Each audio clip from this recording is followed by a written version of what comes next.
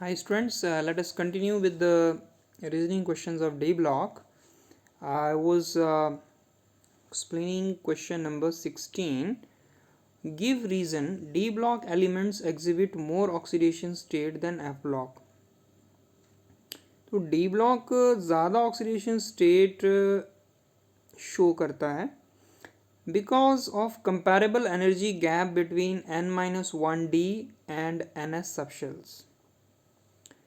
ठीक है, तो डी ब्लॉक के n-1d और ns सबशेल्स में एनर्जी डिफरेंस बहुत कम होता है, जबकि एफ ब्लॉक में there is a large energy gap between n-1f and n-1d subshells, इसीलिए F block less oxidation states show करता है.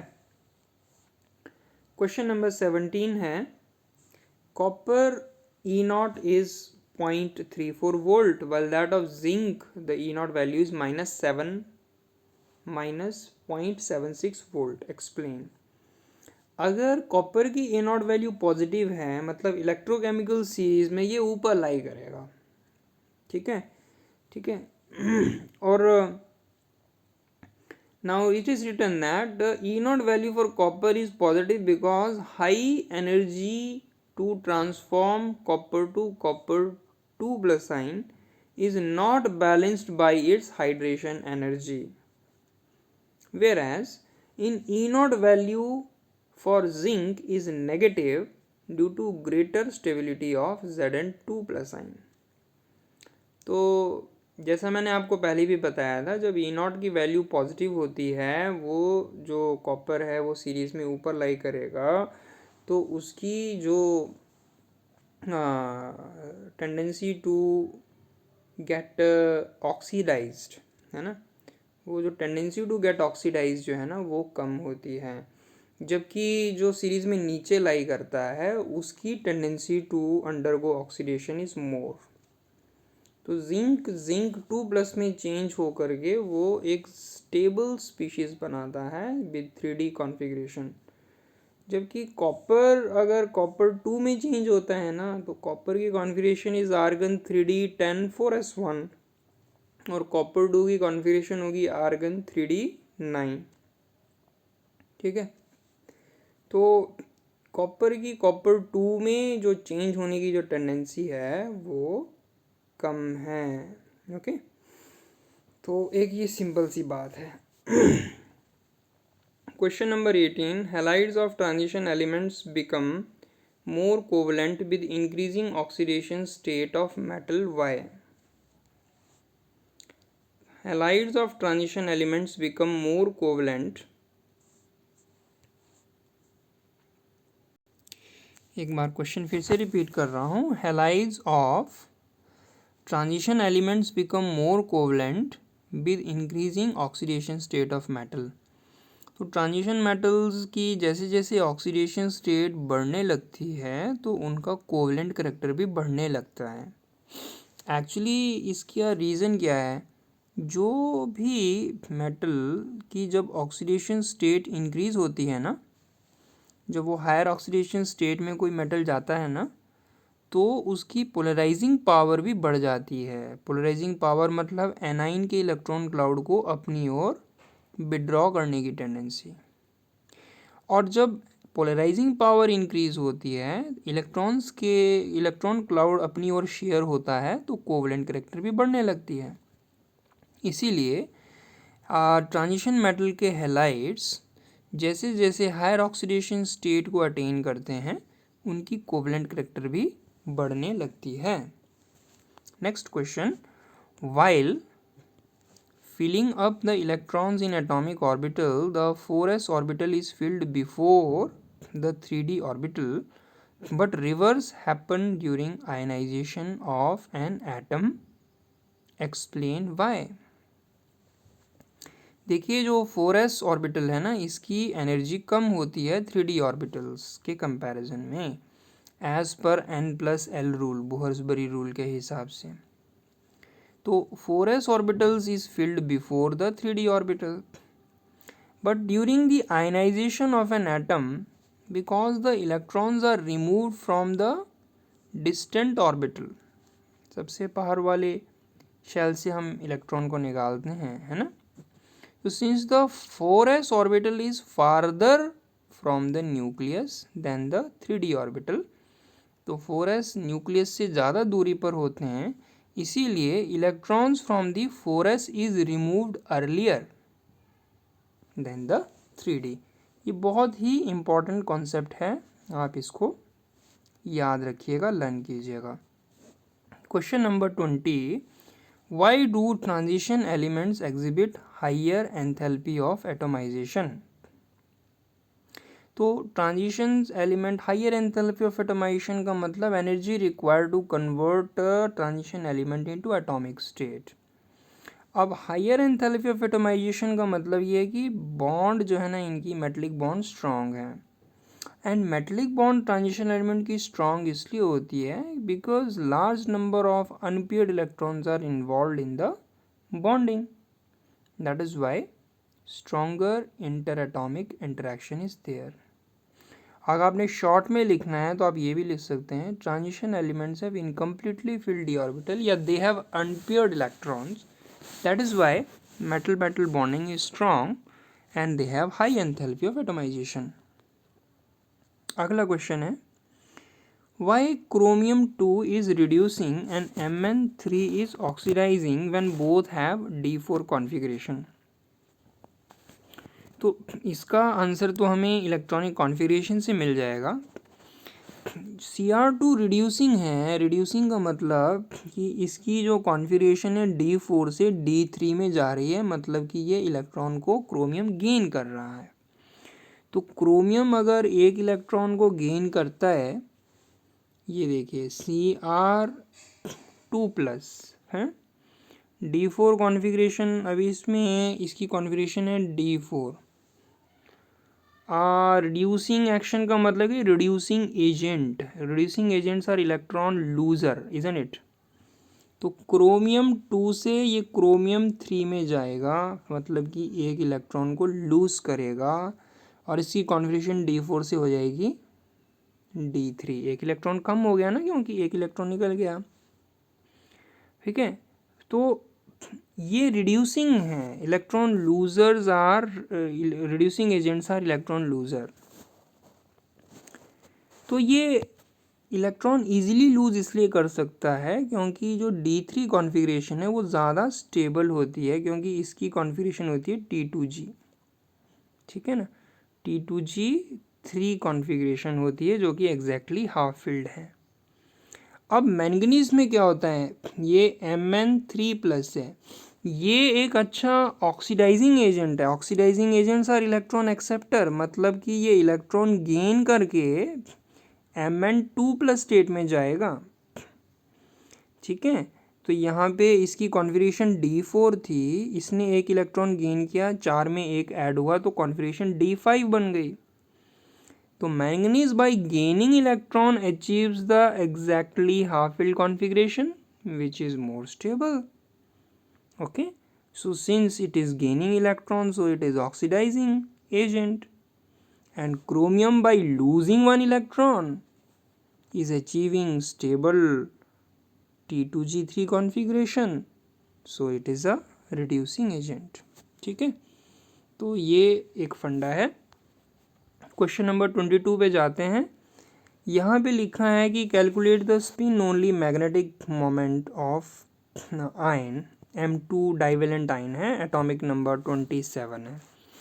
तो 27 है तो कॉन्फ़िगरेशन बनेगी 3d74s2, 2+ का मतलब इसमें 2 इलेक्ट्रॉन चले गए 3d7, 3d7 को d ऑर्बिटल में भरेंगे तो आपके पास 3 अनपेयर्ड इलेक्ट्रॉन्स आएंगे।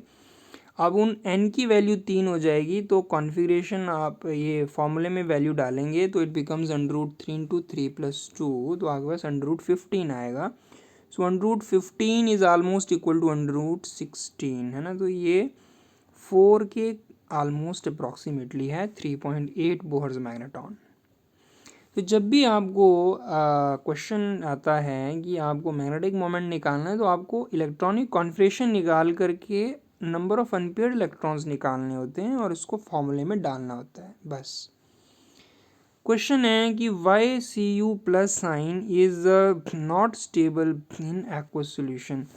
Cu plus sign aqueous solution में अनस्टेबल होता है क्योंकि ये डिस्प्रपोर्शनेशन रिएक्शन करके Cu2 प्लस और Cu2 में चेंज हो जाता है। अब Cu2 प्लस साइन की जो हाइड्रेशन एंथैल्पी है वो बहुत ज़्यादा होती है और बहुत ज़्यादा हाइड्रेशन एनर्जी रिलीज़ करता है और Cu2 प्लस साइन जो है वो ज़्यादा स्टेबल बन जाता है।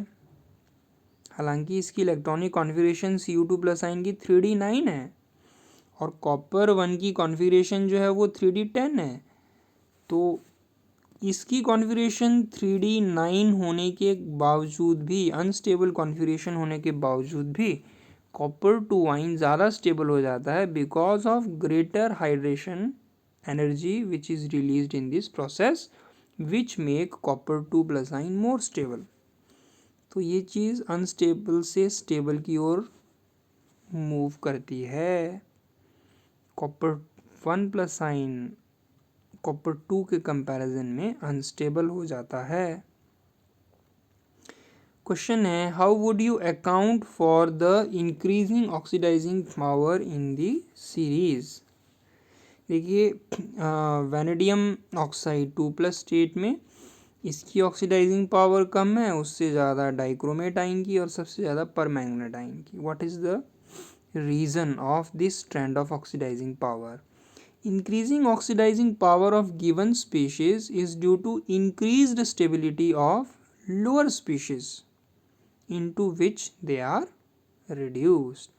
तो जिस लोअर स्टेट में ये कन्वर्ट होते हैं ना, लोअर ऑक्सीडेशन स्टेट पे रिड्यूस होने के बाद, वो उनका जो स्टेबिलिटी का जो ऑर्डर है वो इस तरह से रहता है। ओके, तो MnO4 नेगेटिव जिस लोअर स्पीशीज़ में रिड्यूस होता है वो सबसे ज़्यादा स्टेबल होता है, इसीलिए इसकी ऑक्सीडाइजिंग पावर सबसे ज़्यादा होती है। हाँ, यहाँ पे आपको क्वेश्चन दिया गया है। This question seems to be incomplete, so I am switching to question number 26. How do you account for the following? Transition metal form colored compound because it contains unpaired electrons, so they undergo dd transition. तो ये हम आपको बता चुके हैं। Interstitial compounds भी हो चुका है, मैग्नेटिक मोमेंट पे भी हम क्वेश्चन कर चुके हैं। आपको डाइवेलेंट आइन है, एटॉमिक नंबर 25 है, तो आप पहले कॉन्फ़िगरेशन निकाल लो। डाइवेलेंट आइन है, डाइवेलेंट आइन और इसका एटॉमिक नंबर 25 है, तो कॉन्फ़िगरेशन निकालेंगे आप तो ये बनेगा आर्गन 3d4s, तो 18 2 20 और 5 25, तो इसे 2 इलेक्ट्रॉन्स तो चले गए तो कॉन्फ़िगरेशन हो गई 3d5, मतलब कि अनपेयर्ड इलेक्ट्रॉन्स 5 आ गए, n की वैल्यू आपके पास आ गई और इसे डालिए, you will get the answer. इसके बाद ये क्वेश्चन है transition elements high melting point क्यों शो करते हैं। अगेन क्योंकि इनमें इनकम्प्लीटिव फील्ड डी ऑर्बिटल होता है, इसलिए स्ट्रॉन्ग मेटलिक बॉन्डिंग होती है और इसीलिए इनका मेल्टिंग पॉइंट बहुत हाई होता है। Disproportionation reaction of an oxidation state, what does it mean. ठीक है, देखिए when a particular oxidation state is oxidised as well as reduced simultaneously ना, then this is called disproportionation reaction. तो इसका example हम दे रहे हैं आपको, ये MnO4 2 नेगेटिव है जिसको हम मैंगनीट आयन ग्रीन कलर का होता है, इसमें एसिड डालते हैं तो it forms permanganate ion purple colour solution MnO4 1 negative plus manganese oxide plus water. तो इसमें मैंगनीज जो है ना +6 स्टेट में था, यहाँ पे +7 में हो गया। क्या हो रहा है, ये ऑक्सीडाइज हो रहा है और Mn4 में यहाँ पे 6 से 4 में आ रहा है तो ये रिड्यूस हो रहा है। तो manganese is undergoing oxidation and reduction simultaneously, तो ये एक डिस्प्रपोर्शनेशन रिएक्शन का एग्जाम्पल हो गया। क्वेश्चन है E0 value for manganese nickel and zinc are more negative than expected. देखिए जो मैंगनीज और जिंक की बात है ना, इनकी ई नॉट वैल्यू ज़्यादा नेगेटिव क्यों होती है? Because of the configuration. Mn2+ की एग्जैक्टली हाफ फिल्ड कॉन्फ़िगरेशन है, जिंक आयन की फुली फिल्ड कॉन्फ़िगरेशन है। जिनमें कॉन्फ़िगरेशन एग्जैक्टली हाफ फिल्ड या फुली फिल्ड मतलब स्टेबल कॉन्फ़िगरेशन हो तो उनकी ई नॉट वैल्यू ज़्यादा नेगेटिव आती है। ठीक है, मतलब कि इस स्टेट में चेंज होने की टेंडेंसी या ऑक्सीडाइज होने की जो टेंडेंसी है वो ज़्यादा होगी। ओके, और अगर greater tendency to get oxidized into Mn2 and Zn state है तो ई नॉट वैल्यू ज़्यादा नेगेटिव हो जाएगी। अब निकल के लिए ई नॉट की वैल्यू ज़्यादा नेगेटिव क्यों होती है? Due to its highest negative hydration enthalpy. मतलब जब निकल आयन पानी के साथ इंटरेक्ट करता है ना तो बहुत ज़्यादा हाइड्रेशन एनर्जी रिलीज़ करता है, तो इसलिए ये स्टेबल हो जाता है और इसीलिए इसकी ई नॉट वैल्यू नेगेटिव आती है। क्वेश्चन है why ionization enthalpy of chromium is lower than that of the zinc. Chromium की कॉन्फ़िगरेशन 3d5 4s1, जिंक की कॉन्फ़िगरेशन 3d10 4s2। तो क्रोमियम की फर्स्ट आयनाइजेशन एनर्जी लोअर है, बिल्कुल सही है, क्योंकि फर्स्ट आयनाइजेशन एनर्जी मतलब पहला इलेक्ट्रॉन क्रोमियम में अनपेयर्ड होता है, इसको लूज़ करना ज़्यादा इजी है, इसीलिए फर्स्ट आयनाइजेशन एनर्जी क्रोमियम की कम होती है। जबकि जिंक में आप देख रहे हैं कि फुली फिल्ड 4s2 है ना, तो यहाँ पहला इलेक्ट्रॉन निकालने में एनर्जी जिंक में ज़्यादा लगेगी। आगे है when chromium ion is treated with potassium iodide a white PPT is formed, explain the reaction with the help of chemical equation. तो ये रहा कॉपर आयन, ये रहा आयोडाइड आयन, तो ये बनाता है Cu2I2 plus iodine gas. Cu2I2 has white precipitate. ठीक है, तो यहाँ पे I negative ion strong reducing agent act करता है। रिड्यूसिंग एजेंट क्या होता है? जो खुद reducing agent are electron loser, याद रखना। तो ये एक मतलब कि ऑक्सीडाइज हो जाता है ना। Reducing agent easily oxidize itself and reduces other species। तो ये I नेगेटिव से I2 में चेंज हो रहा है, को मतलब easily reduce, easily ऑक्सीडाइज हो रहा है और कॉपर आयन को रिड्यूस कर रहा है। Out of Cu2Cl2 and CuCl2 which is more stable and why? CuCl2 is more stable because copper की यहाँ पे ऑक्सीडेशन स्टेट आ रही है +2 और +2 in the aqueous state has high hydration energy, और यहाँ पे कॉपर की ऑक्सीडेशन स्टेट है +1। ठीक है, अब यहाँ पे ध्यान दीजिएगा आप लोग, इसमें ना एक्वस मीडियम नहीं लिखा हुआ है क्वेश्चन में, लेकिन आंसर में हम लोग एक्वस मीडियम का रेफरेंस देके आंसर लिख रहे हैं। भैया कॉपर 2 स्टेट एक्वस स्टेट में ग्रेटर हाइड्रेशन एंथैल्पी रखता है कॉपर 1 के कंपैरिजन में, इसीलिए CuCl2 ज़्यादा स्टेबल है। तो आप इसका ख़ास ख्याल रखिएगा, you need to remember aqueous state. Transition elements क्या होते हैं? दो कैरेक्टरिस्टिक लिखिए। ट्रांजिशन एलिमेंट्स जिनमें इनकम्प्लीटली फिल्ड d ऑर्बिटल होता है ग्राउंड स्टेट में या फिर any of the oxidation state. इनके फीचर्स हैं कि exhibit several oxidation state and have strong tendency to form complexes. Question number 36 पे आ रहा हूँ। How would you account for the following transition elements form complex? तो बता दिया था वेकेंट d ऑर्बिटल्स होते हैं जो लाइगेंड से इलेक्ट्रॉन को एक्सेप्ट करके आपके कॉम्प्लेक्स बना देते हैं। आगे है transition elements have higher enthalpy of atomization, ये भी मैंने बता दिया था, because they have stronger metallic bonding due to unpaired electron, इसीलिए इनमें हाई एंथैल्पी ऑफ एटमाइजेशन होती है। आगे लिखा है कि in 3D series which element has lowest enthalpy of atomization. तो 3D सीरीज़ में जिंक में देखो कोई भी अनपेयर्ड इलेक्ट्रॉन्स नहीं होते हैं ना, तो इसीलिए जिंक की एंथैल्पी ऑफ एटमाइजेशन सबसे कम होगी, मतलब कि जिंक के मेटल मेटल बॉन्डिंग सबसे वीक होंगे। क्वेश्चन नंबर 38 पे आ रहे हैं। Manganese shows highest oxidation state of +7 with oxygen, but with fluorine it shows highest oxidation state of +4। तो भैया ये मैंगनीज जो है ना ऑक्सीजन के साथ ज़्यादा oxidation higher oxidation state show कर रहा है, फ्लोरीन के साथ ये सबसे ज़्यादा ऑक्सीडेशन स्टेट +4 ही शो कर सकता है। इसका रीज़न ये है ना, ऑक्सीजन के साथ हायर ऑक्सीडेशन स्टेट इसलिए आती है because oxygen has tendency to form multiple bond, तो ये ज़्यादा स्टेबलाइज करता है मेटल को, इसीलिए ये हायर ऑक्सीडेशन स्टेट शो करता है ऑक्सीजन के साथ। Transition elements variable oxidation state show करते हैं because of very little difference in energy between n-1 d and ns orbitals. अगला क्वेश्चन 39 है। Transition metal which do not exhibit variation in oxidation state in its compound, वो है scandium, it shows only +3 oxidation state.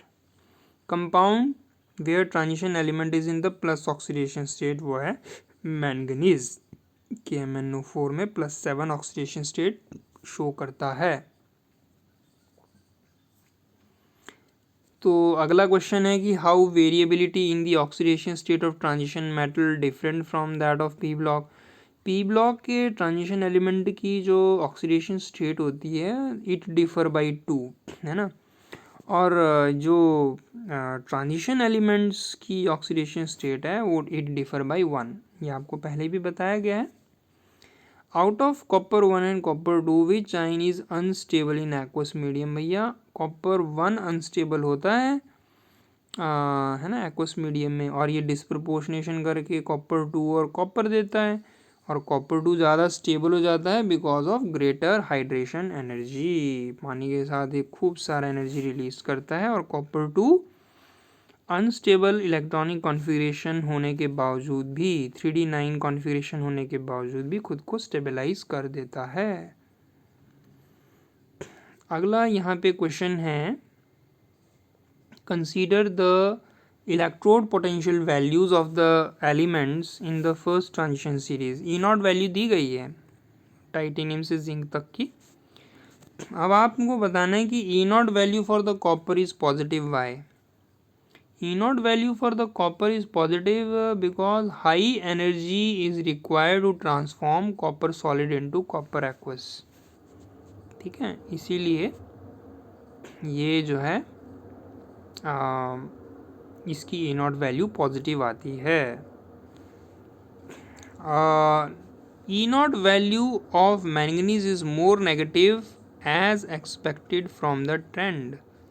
देखिए manganese की काफ़ी ज़्यादा negative आ रही है ना, it is more negative because of the stable half filled configuration of the manganese. 3d5 configuration आपको मालूम है कि स्टेबल होती है, इसकी वजह से मैंगनीज की E0 वैल्यू जो है वो मोर नेगेटिव आ जाती है। आगे है chromium 2 is a stronger reducing agent than Fe2+ ion. Reducing agents क्या होते हैं, जो इजीली खुद क्या हो जाते हैं, इजीली ऑक्सीडाइज कर जाते हैं और दूसरे को रिड्यूस कर देते हैं।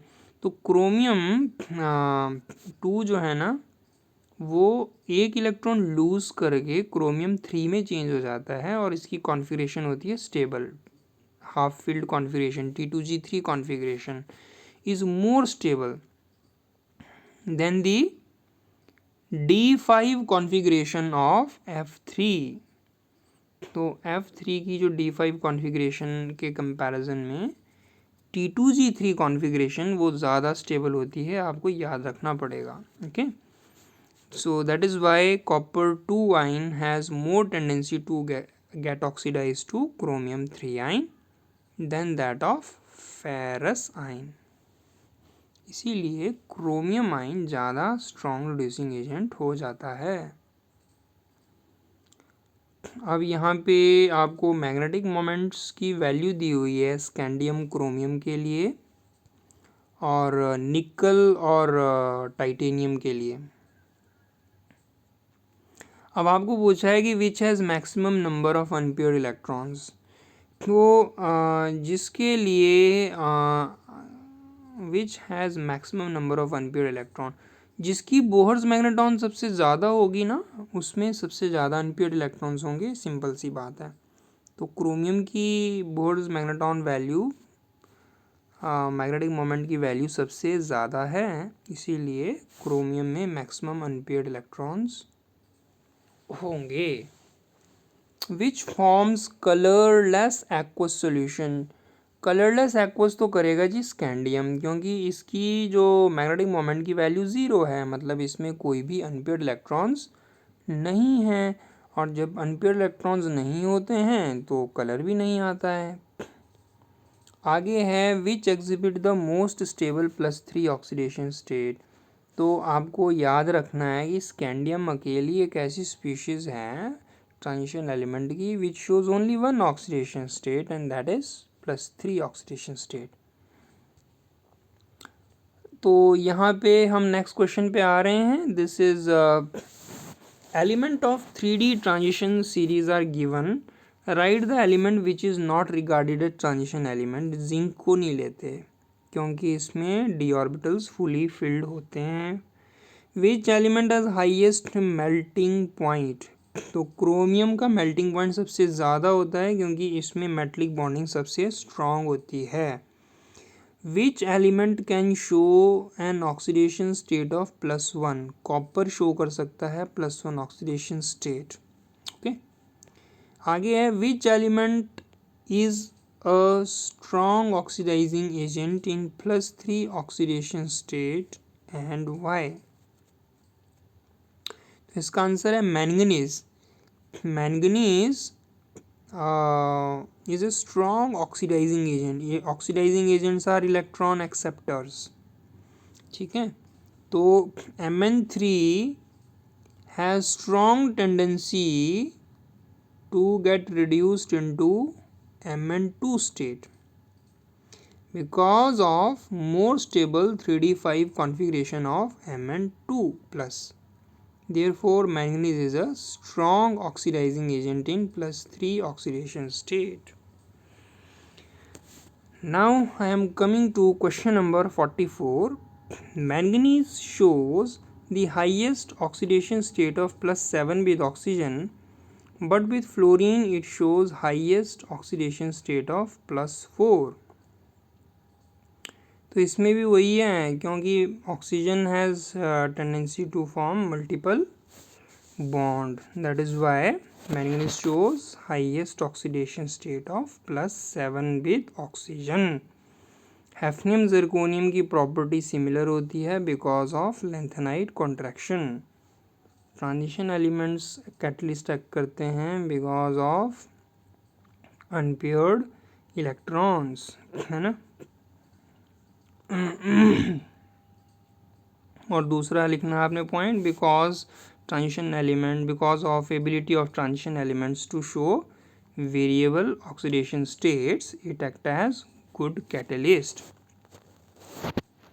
ट्रांजिशन एलिमेंट कॉम्प्लेक्स क्यों बनाते हैं, रिपीट हो गया। Lower oxide of transition metal is basic whereas highest oxide is amphoteric or acidic. तो जो lower oxide of transition metals वो बेसिक होते हैं।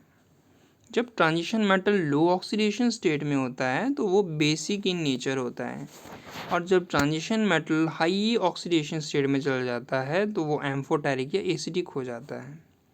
तो आपको एक रूल याद रखना है कि higher the oxidation state greater is the acidic character, ठीक है ना। तो क्योंकि it occurs due to decrease in the ionic character with increase in the oxidation state of the metal. जब ऑक्सीडेशन स्टेट मेटल की ज़्यादा होती है तो उसका जो आयनिक करेक्टर है वो कम होने लग रहा है. Thus the lower oxide of transition metal is basic and higher oxide of transition metal is amphoteric या acidic.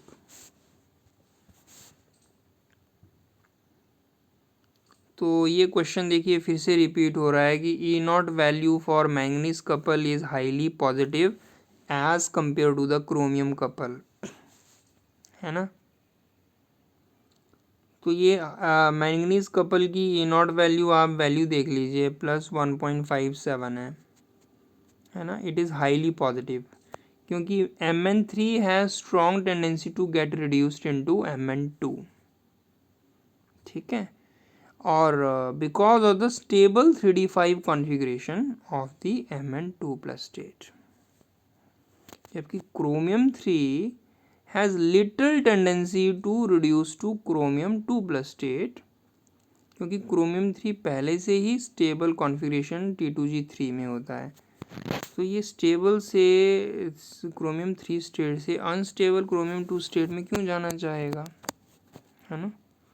तो क्रोमियम 3 की टेंडेंसी टू गेट रिड्यूस्ड कम है और मैंगनीज 3 की tendency to reduce to Mn2 plus is more. That is why the Mn2 plus is highly positive. Now this is question number 46. यहाँ पे आपको कुछ आइंस दिए हैं. इनमें सबसे ज़्यादा स्टेबल कौन सा होगा एक्वस मीडियम में. क्रोमियम आइन सबसे ज़्यादा स्टेबल होता है क्योंकि T2G3 कॉन्फ़िगरेशन होती है इसकी, जो कि एक स्टेबल हाफ फील्ड कॉन्फ़िगरेशन है. Which ion is strong oxidizing agent and why. तो Mn3 जो है वो स्ट्रॉन्ग ऑक्सीडाइजिंग एजेंट है because of its tendency to get reduced into more stable Mn2 plus with the 3d5 configuration. Question फिर से repeat हो गया है. Which ion is colourless and why. तो इसका टाइटेनियम 4+ कलरलेस है क्योंकि इसमें कोई भी अनपेयर्ड इलेक्ट्रॉन्स नहीं है. क्वेश्चन नंबर 47 का पहला, दूसरा, तीसरा क्वेश्चन रिपीटेड है. क्वेश्चन नंबर 48 में भी देखिए Mn जो कपल है is more positive than the Fe3.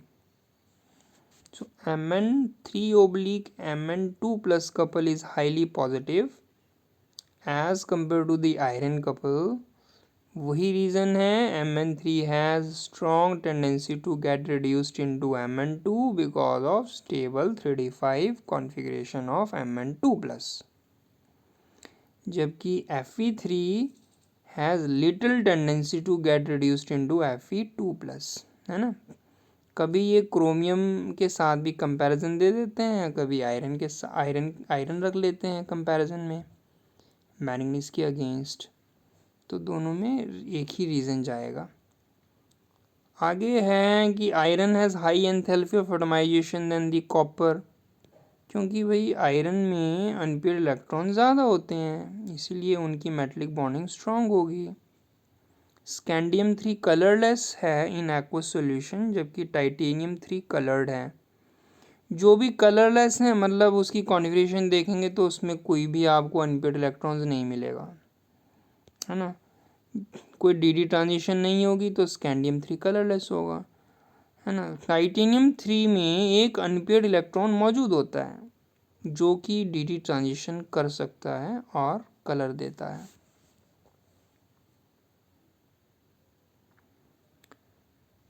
अभी यहाँ पे ये क्वेश्चन काफ़ी इंटरेस्टिंग लग रहा है. आपको आइंस दिए गए हैं and identify the iron which is a strong reducing agent. Identify the iron की जगह आइन होना था. आइडेंटिफाई द आइन which is strong reducing agent. तो क्रोमियम 2 स्ट्रॉन्ग रिड्यूसिंग एजेंट है because of high negative E0 value. Okay, जो species की ई नॉट वैल्यू ज़्यादा नेगेटिव होती है, जो इलेक्ट्रोकेमिकल सीरीज में नीचे लाई करते हैं, वो अच्छे स्ट्रॉन्ग रिड्यूसिंग एजेंट होते हैं। जो इलेक्ट्रोकेमिकल सीरीज में ऊपर लाई करते हैं, ई नॉट वैल्यू जिनकी पॉजिटिव होते हैं, वो वीक रिड्यूसिंग एजेंट होते हैं, लेकिन स्ट्रॉन्ग ऑक्सीडाइजिंग एजेंट होते हैं, याद रखिएगा। आगे है, इनमें से कौन सा आयन है जो अनस्टेबल इन एक्वस मीडियम है? तो कॉपर 1 जो है अनस्टेबल होता है एक्वस मीडियम में।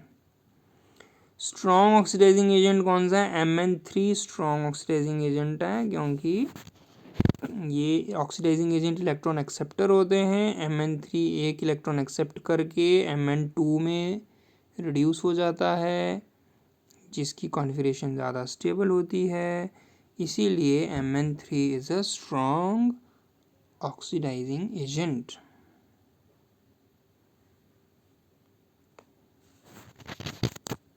ये क्वेश्चन है 50। क्रोमियम एंड कोबाल्ट, इन दोनों में सेम अनपेयर्ड इलेक्ट्रॉन्स हैं, लेकिन क्रोमियम की बोहर्स मैग्नेटॉन कम आ रही है और कोबाल्ट की जो मैग्नेटिक मोमेंट है वो ज़्यादा आ रही है। ऐसा क्यों? बड़ा इंटरेस्टिंग है। तो आप देखिएगा, क्रोमियम की कॉन्फिगरेशन देखिए तो ये आ रही 3d3। क्रोमियम का टॉपिक नंबर 24 होता है, तो क्रोमियम 3 की कॉन्फिगरेशन आर्गन 3d3 और कोबाल्ट 2 की कॉन्फिगरेशन 3d7। आप बताइए, दोनों में same number of unpaired electrons हैं, इसमें कोई शक नहीं है ना। जब आप डी ऑर्बिटल्स को फिल करोगे 7 इलेक्ट्रॉन से, तो 1 2 3 4 5 6 और 7, तो आपके पास अनपेयर्ड इलेक्ट्रॉन्स तो 3 ही आ रहे हैं कोबाल्ट में भी, लेकिन टोटल नंबर ऑफ इलेक्ट्रॉन जो है ना दोनों में अलग हैं, ठीक है ना। तो total magnetic moment depends on the spin magnetic moment, sum of spin magnetic moment and orbital angular momentum of all the electrons, ठीक है ना। तो अब क्योंकि कोबाल्ट में नंबर ऑफ इलेक्ट्रॉन्स ज़्यादा हैं, टोटल नंबर ऑफ इलेक्ट्रॉन ज़्यादा हैं, इसीलिए उसकी जो मैग्नेटिक मोमेंट भी ज़्यादा आ जाती है। आगे क्वेश्चन लिखा है कि mention the type of compound form when small atom like hydrogen carbon and nitrogen gate trapped inside the crystal lattice of transition metal. तो जब ये hydrogen carbon nitrogen transition metal में ट्रैप हो जाते हैं ना, तो आपके पास इंटरस्टिशियल कंपाउंड बनते हैं। इनके बोला कुछ फीचर बताओ, तो मेल्टिंग पॉइंट बॉइलिंग पॉइंट इनका ज़्यादा होता है, हार्ड होते हैं, केमिकली इनर्ट होते हैं, है ना, और कंडक्टिविटी इनकी रहती है।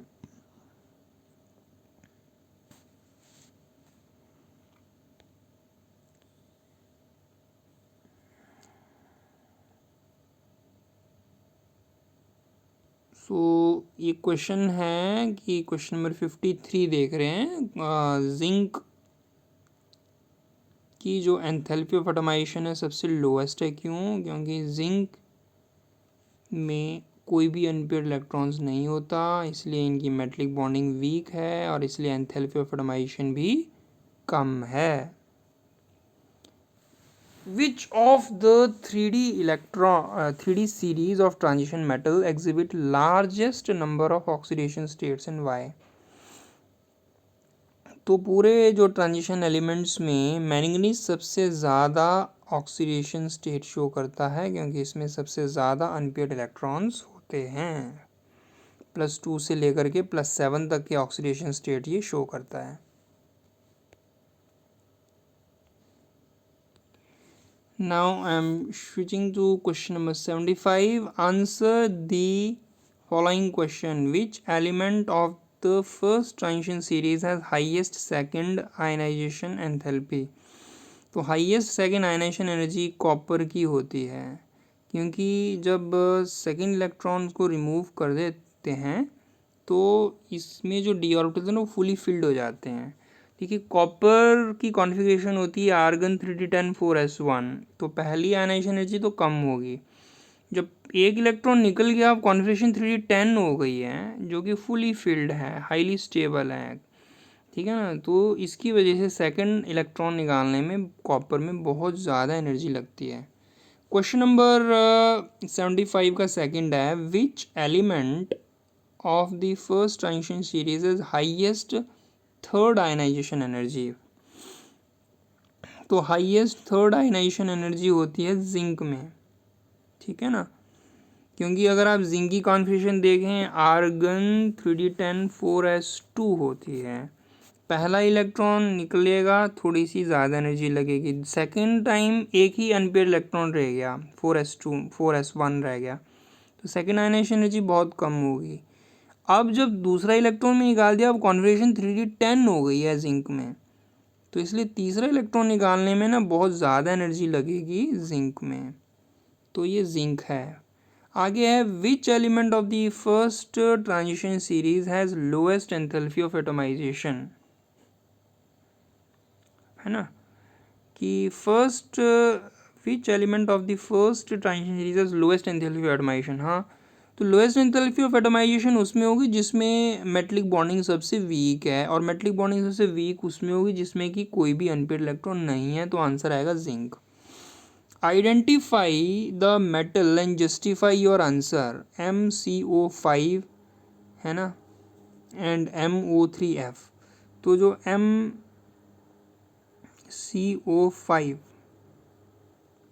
MCO5 identify the metal and justify your answer. तो पेंटा कार्बोनाइल वाला जो कंपाउंड है ना, वो आयरन बनाता है, तो FeCO5 ये बनाता है, तो यहाँ M जो है आयरन होना चाहिए। और दूसरा है MO3F, तो इसमें मैंगनीज आना चाहिए, MnO3F।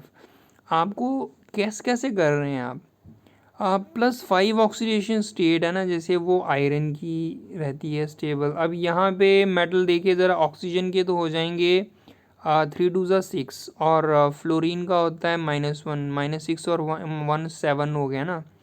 तो मैंगनीज मेटल की ऑक्सीडेशन स्टेट यहाँ +7 आ रही है, और +7 ऑक्सीडेशन स्टेट सिर्फ मैंगनीज शो कर सकता है, इसलिए MnO3F इसका आंसर आएगा।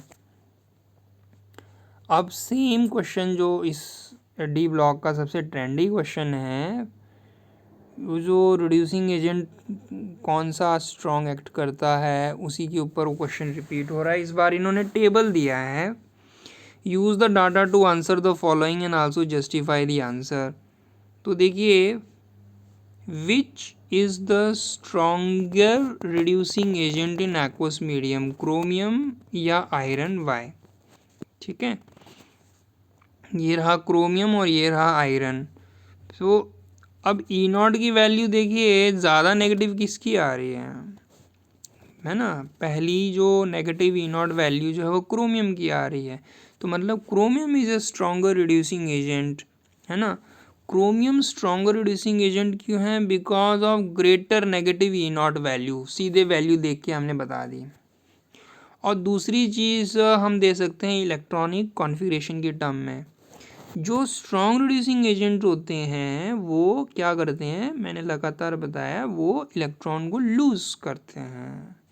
ठीक है, reducing agent itself get oxidized by losing electron. तो क्रोमियम जो है ना, वो इलेक्ट्रॉन लूज़ करके Cr2 से Cr3 स्टेट में चला जाता है, और Cr3 स्टेट की जो कॉन्फ़िगरेशन होती है ना, वो T2G3 होती है, वो ज़्यादा स्टेबल होती है। इसकी वजह से chromium act as a strong oxidizing agent. ठीक है, जबकि आयरन की आप कॉन्फ़िगरेशन देखेंगे, तो आयरन में वो जो टेंडेंसी टू लूज इलेक्ट्रॉन जो है वो नहीं होती, क्योंकि Fe2 की कॉन्फ़िगरेशन आप देखिए, Fe2 की कॉन्फ़िगरेशन आएगी, आयरन की कॉन्फ़िगरेशन होती है atomic number 26, argon 3d6 4s2, तो Fe2 की कॉन्फ़िगरेशन हो जाएगी 3d6, है ना। तो 3d6 है, तो अगर Fe2 एक इलेक्ट्रॉन लूज़ करता है, ठीक है, तो ये बन जाएगा Fe3 में कॉन्फ़िगरेशन 3d5 आ गई। अब 3d5 एग्जैक्टली हाफ फील्ड है, लेकिन क्रोमियम 3 की कॉन्फ़िगरेशन T2G3 है, तो T2G3 वाली कॉन्फ़िगरेशन ज़्यादा स्टेबल मानी जाती है, D5 से भी ज़्यादा स्टेबल मानी जाती है। इसीलिए क्रोमियम 2 की क्रोमियम 3 में चेंज होने की टेंडेंसी ज़्यादा है, इसीलिए क्रोमियम 2 स्ट्रॉन्ग रिड्यूसिंग एजेंट है। और अगर आपको इलेक्ट्रॉनिक कॉन्फिगरेशन टर्म में इतनी बात नहीं करनी है, सिंपली बात बोलिए भाई क्रोमियम 2 की E0 वैल्यू ज़्यादा नेगेटिव होती है, और जिस स्पीशीज़ के लिए E0 वैल्यू ज़्यादा नेगेटिव होती है ना, वो ज़्यादा स्ट्रॉन्ग रिड्यूसिंग एजेंट होता है, इलेक्ट्रोकेमिकल सीरीज में नीचे लाई करता है। क्वेश्चन नंबर बी पार्ट है, विच is the most stable in ion in +2 oxidation state and why? तो इसका आंसर है cobalt is the most stable. Cobalt is the most stable in +2 oxidation state because of highly positive E0 value. ठीक है ना। तो अब यहाँ पे आप सीरीज में ध्यान से देखिए ज़रा, सबसे ज़्यादा पॉजिटिव E0 वैल्यू आपको कोबाल्ट की मिलेगी, 1.97 सबसे ज़्यादा वैल्यू है पॉजिटिव में। अब जो जिनकी E0 वैल्यू ज़्यादा पॉजिटिव होती है ना, मतलब there tendency to get oxidise is very less, मतलब कि वो स्टेबल हैं, सीधी सी बात है। Greater the positive E0 value greater is the stability. Chapter close. So with this I am closing the reasoning question of the day block. Question are very less, but the way the questions are asked, they are asked every time in different way. The concept are very less. So if you have any doubt or concern, you can put it in comment section or you can directly talk to me. Thank you.